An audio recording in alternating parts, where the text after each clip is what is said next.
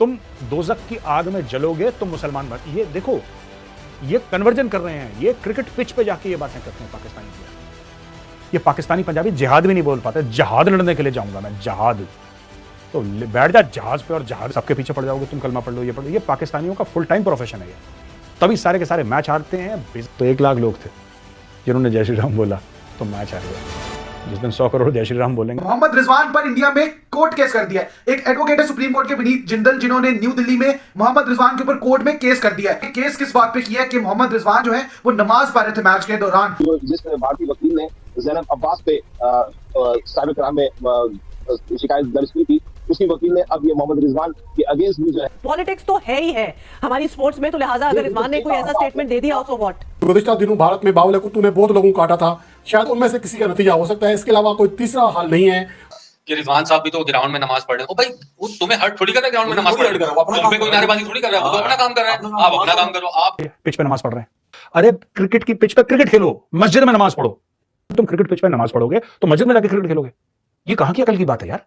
वो जय श्री राम पे भी केस किया जाए। भाई किसी के रिलीजन की रिस्पेक्ट करो, अगला आपकी रिस्पेक्ट भी करेगा, इससे ज्यादा बात ना किया करो, क्रिकेट की बात किया करो। एक ही सवाल है, हम वहां पर क्यों गए? अहमदाबाद में हमारे 10,000 लोग भी होते, 1,30,000 का क्राउड था, उन बेचारे 10,000 का तो कीमा बन जाता अगर वो नारे लगाते। मोहम्मद रिजवान ने दोबारा करना आपके साथ, आए फाइनल में या सेमीफाइनल में ऐसा ठोकेगा मोहम्मद रिजवान को याद रखेंगे, सारे कोर्ट केसेस निकल जाएंगे। जो आईसीसी को धमकी देना चाहिए कि अगर दोबारा इस तरह की चीज हुई तो हम ये टूर्नामेंट छोड़कर चले जाएंगे, तभी ये सीधे होंगे। ये कुत्ते की दुम है, जल्दी इतने सीधे नहीं होने वाले। इवेंट हो रहा है कि बीसीसीआई इवेंट हो रहा है, सब कुछ बीसीसीआई, सारे गाने उनके, हमारी टीम के लिए कोई वेलकम नहीं। आप ये एक्सपेक्ट कर रहे थे कि पाकिस्तान इंडिया का मैच हो और मैं अपने मुल्क को छोड़ के आपको सपोर्ट करें? पागल हो गए हो, नशे में हो। खेल में मजहब का किरदार नहीं होना चाहिए। तो मुझे बताएं, जो मोहम्मद रिजवान को जय श्री राम के नारे लगा रहे थे, तो उनके ऊपर तो फिर पाबंदी लगनी चाहिए। पूरी भारतीय टीम के ऊपर, भारतीय कौम के ऊपर के वो ग्राउंड में बैठने के काबिल नहीं है। जय हिंद दोस्तों, इंडिया वर्सेस पाकिस्तान के बीच खेले गए वर्ल्ड कप मैच के दौरान पहले बल्लेबाजी करती हुई पाकिस्तानी टीम ने टोटल 191 रन बना देते हैं तथा दोस्तों भारत के लिए 192 रन का लक्ष्य दे देते हैं। फिर दोस्तों भारतीय टीम ने इस मैच को 3 विकेट गंवा करके आसानी से जीत जाती है। दोस्तों मेरा बात करने का मकसद यह है कि जब पाकिस्तानी टीम ने बल्लेबाजी कर रही थी, तब पाकिस्तान के महान बल्लेबाज नमाजी रिजवान ने खेल के दौरान ही दोस्तों उसी पिच पे ये नमाज करने लगते हैं। तब दोस्तों इनके इस करतूत को देख इनके खिलाफ विनीत जिंदाल ने सुप्रीम कोर्ट में केस दर्ज कर देते हैं। जब इसके बारे में पाकिस्तानियों को पता चलता है तो पूरे पाकिस्तान में इन पाकिस्तानियों का रिएक्शन कुछ अलग सा होने लगा है। एंकर कम यूट्यूबर का दिखा, जरा उनका स्टेटमेंट सुनिए भाई साहब क्या बोल रहे हैं। आप मुझे बताएं, ये मैच हो रहा है या कोई वो क्या कहते हैं इसको, ये भजन गाया जा रहा है या कोई नवरात्रि हो रही है? मतलब स्टेडियम के अंदर जय श्री राम जय श्री राम जय श्री राम के नारे लग रहे हैं यार, और बाकायदा स्पीकर पे चलाया गया। लेकिन ये मैच हो रहा है, इंटरनेशनल टीमें मैच में मौजूद है, पाकिस्तान से टीम आई हुई है भाई, वर्ल्ड कप का मैच खेलने आई हुई है। आईसीसी क्या कर रहा है? देखा आपने दोस्तों, उन्होंने बोला कि साहब पूरा माहौल ऐसा हो गया था कि वहां पे जय श्री राम कर रहे थे। क्या ये नवरात्रि चल रही है? उनको पता ही नहीं कि हाँ नवरात्रि चल रही है, उसको बेचारे को नहीं पता। उसने कोई पिक्चर देख के सुन लिया होगा। जो हमने टीवी पे देखा, आवाजें, गालम गलोच, नारे, मजहबी नारे थे। जो सहाफी उस दिन अहमदाबाद स्टेडियम में मौजूद थे, मतलब लिटरली अगर मैं भी ऐसी सिचुएशन में हूं तो अनकंफर्टेबल हो जाऊं। अहमदाबाद में जो कुछ हुआ, वो कहते हैं ना, हालात बदल गए, जज्बात बदल गए। जो जिस भारतीय वकील ने ज़ैनब अब्बास पे साइबर क्राइम में शिकायत दर्ज की थी, उसी वकील ने अब ये मोहम्मद रिजवान के अगेंस्ट भी जो है। पॉलिटिक्स तो है ही है हमारी स्पोर्ट्स में, तो लिहाजा अगर रिजवान ने कोई ऐसा स्टेटमेंट दे दिया, सो व्हाट। अंदर अभी हमने बहुत एनवायरनमेंट की बात कर ली है, हॉस्टाइल एनवायरनमेंट था और कोई ग्रीन शर्ट बीच में नजर नहीं आ रही। एक ही सवाल है, हम वहां पर क्यों गए? हुकूमत पाकिस्तान से भी गिला करूंगा, शिकायत करूंगा। पीसीबी को तो छोड़ देना, पीसीबी तो वो है कि जी मेरी कुर्सी चाहिए, मुझे इंडिया जाना है, मुझे घूमने जाना है। मुझे पता था हम भारत जा रहे हैं, सबको पता था कि हम अहमदाबाद जा रहे हैं, सबको पता था कि वहां पर क्राउड हॉस्टाइल है, सबको पता था कि भारत पाकिस्तान नहीं आएगा, मगर हमने अपने आप को डिग्रेड कर दिया। ये रिएक्शन का तो सबको पता था, कम से कम हम ये तो अड़ जाते हैं कि हम अहमदाबाद में नहीं करेंगे। कह तो सकते थे, आप अड़ तो सकते थे, पता नहीं क्या हुआ। अहमदाबाद में हमारे 10,000 लोग भी होते, 1,30,000 का क्राउड था, उन बेचारे 10,000 का तो कीमा बन जाता अगर वो नारे लगाते। फिर इस किस्म की हरकतें हुई हमारे साथ अहमदाबाद में, यार कम से कम अहमदाबाद का मैच ही हटवा देते। गुज़िश्ता दिनों भारत में बावले कुत्तों ने बहुत लोगों को काटा था, शायद उनमें से किसी का नतीजा हो सकता है। इसके अलावा कोई तीसरा हल नहीं है। जो हरकतें उनकी जानिब से सामने आ रही हैं। अब मैं यहाँ बात करूंगा, सुप्रीम कोर्ट का ये वकील है, भारतीय इंतहा पसंद वकील, जिसने अब आईसीसी को बाकायदा तौर पर दरखास्त लिखी है, शिकायत की है। मोहम्मद रिजवान ने नीदरलैंड के खिलाफ मैच के दौरान नमाज क्यों अदा की? मुझे समझ नहीं आ रही कि ये किस कदर के घटिया जहन का बंदा है। उसको फिर मीडिया कवरेज भी दे रहा है। ये इंतहाई हैरानकुन बात है कि भाई अगर कोई नमाज अदा कर रहा है, मैच में खलल तो नहीं डाला, ये हर किसी का अपना उसका फर्ज है, नमाज वो अदा करना चाह रहा है, तो उसमें आपको क्या तकलीफ हो सकती है? खेल में मजहब का किरदार नहीं होना चाहिए।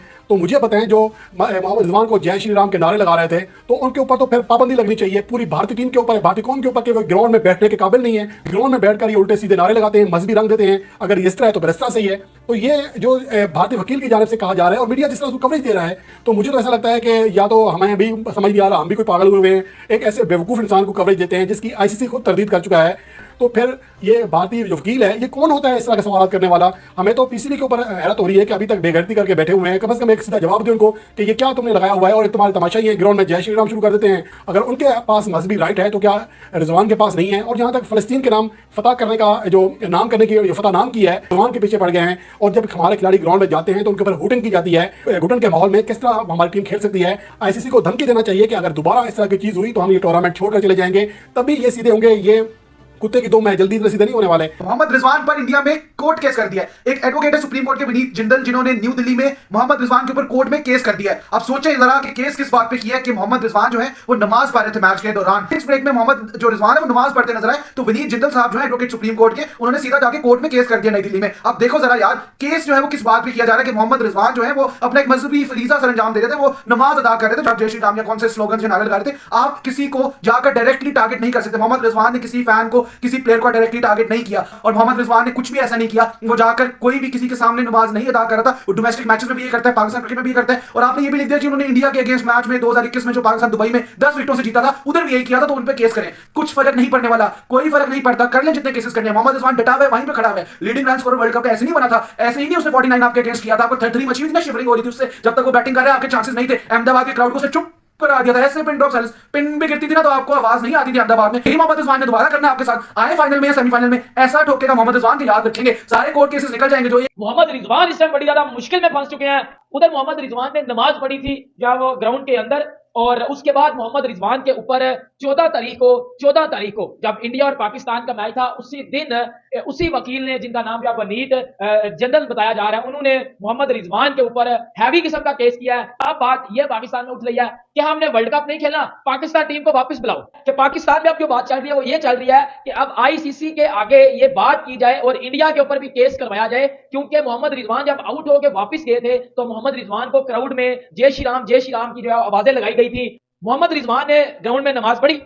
मैं भी मुसलमान हूं, ठीक है, हम अगर मैं किसी के रिलीजन की रिस्पेक्ट करता हूं तो कोई फिर मेरे रिलीजन की रिस्पेक्ट करेगा। मोहम्मद रिजवान ने ग्राउंड में नमाज पढ़ी, ठीक है, उसने अपना रिलीजन शो किया, ठीक है, इंडियन क्राउड ने अपना रिलीजन शो किया जय श्री राम बोल के। इससे आगे तो बात ही नहीं है। टोटल उधर इंडियंस बैठे हुए थे, तो ऑब्वियसली बात है वो अपनी टीम को सपोर्ट करेंगे, वो अपनी टीम को चैलेंज करने के लिए कुछ भी कर सकते हैं। भाईजान उनके घर में क्रिकेट हो रही है, वो उनका हक बनता है वो ये चीज करें। आप ये एक्सपेक्ट कर रहे थे कि पाकिस्तान इंडिया का मैच हो और वो अपने मुल्क को छोड़ के आपको सपोर्ट करें? पागल हो गए हो, नशे में हो। वो जय श्री राम पे भी केस किया जाए। भाई किसी के रिलीजन की रिस्पेक्ट करो, अगला आपकी रिस्पेक्ट भी करेगा, इससे ज्यादा बात ना किया करो, क्रिकेट की बात किया करो। और कल जितनी बदतमीजी की है अहमदाबाद की अवाम ने हुटिंग की है रिजवान के ऊपर और मजहबी नारे लगाए उनके ऊपर, और पाकिस्तान टीम को कहा गया है वो हम तुम्हारे डैश हैं, हम तुम्हारे।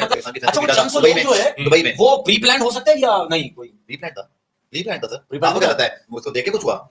आपको एक और रूल बताऊं तनवीर, अगर आईसीसी चाहे आईसीसी के रूल में बैन कर सकता है, आईसीसी के रूल में कि आप किसी प्लेयर के ऊपर या किसी फैन के ऊपर मजहबी नारे नहीं लगा सकते। तो कौन पकड़ेगा इनको? किसी कलर के ऊपर बात नहीं कर सकते, उसकी रिलीजन पे बात नहीं कर सकते। आईसीसी पकड़ना चाहे किसको पकड़ेगा? बीसीसीआई को पकड़ेगा कि आप अपने फैन को पकड़ो भाई, इन पे पाबंदी लगाओ। आईसीसी में तो हिम्मत ही नहीं। अफगानिस्तान के रिजवान साहब भी तो ग्राउंड में नमाज पढ़ रहे हो भाई, वो तुम्हें हर्ट थोड़ी कर रहा है ग्राउंड में नमाज पढ़ रहे हो, कोई नारेबाजी थोड़ी कर रहा है, वो तो अपना काम कर रहा है, आप अपना काम करो। आप आईसीसी अगर आप टिकट के पीछे भी पढ़ेंगे, टिकट जो होता है, या आप कोई भी आईसीसी का कोड ऑफ कंडक्ट जो ग्राउंड में लगा हुआ होता है उसमें ये लिखा हुआ होता है कि आप किसी पे मजहबी नारेबाजी नहीं कर सकते, किसी पे कलर पे बात नहीं कर सकते, कोई मतलब नस्ल परस्ती इस किस्म की कोई चीज आप नहीं कर सकते। और आज पाकिस्तान की टीम वहां से निकल गई है, अहमदाबाद से सुबह हो गया। मैं तो कह रहा हूँ आईसीसी कहाँ सोया हुआ है, पीसीबी कहाँ सोया हुआ है, इंतजामिया किधर है, बिल्कुल हमारे मीडिया किधर है, बिल्कुल हमारे क्रिकेटर्स किधर है? आपके तो चेयरमैन वहां घूम रहे हैं, मजे कर रहे हैं। इवेंट हो रहा है कि बीसीसीआई इवेंट हो रहा है, सब कुछ बीसीसीआई, सारे गाने उनके, हमारी टीम के लिए कोई वेलकम। दोस्तों आपने इस वीडियो के अंदर देखा कि कैसे पाकिस्तानी सब बौखलाए हुए हैं अपने इस रिजवान को लेकर के कि आखिर क्यों किया गया रिजवान के ऊपर केस दर्ज। दोस्तों मेरे ख्याल से बहुत अच्छा हुआ,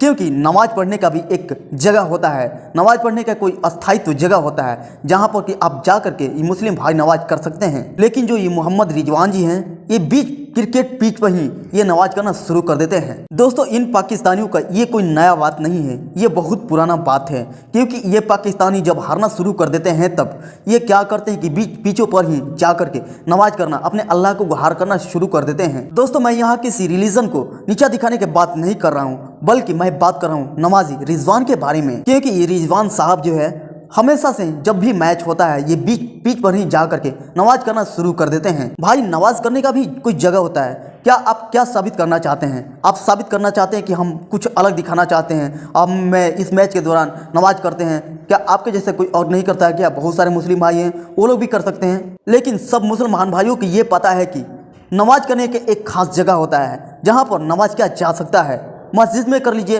क्या आप बीच पिच पर ही करेंगे क्या? दोस्तों इन सभी पाकिस्तानियों का कहना है कि आप लोग भी तो जय श्री राम का नारा लगा रहे थे, लेकिन मैं इन पाकिस्तानियों से ये कहना चाहता हूं कि हमारे जितने भी क्रिकेटर थे वो सब जय श्री राम का नारा नहीं लगा रहे थे, बल्कि वहां के जितने देखने वाले लोग थे वो लोग जय श्री राम का नारा लगा रहे थे। दोस्तों आज के लिए बस इतना ही, मिलते हैं कोई अगले वीडियो में, तब तक के लिए जय हिंद जय भारत।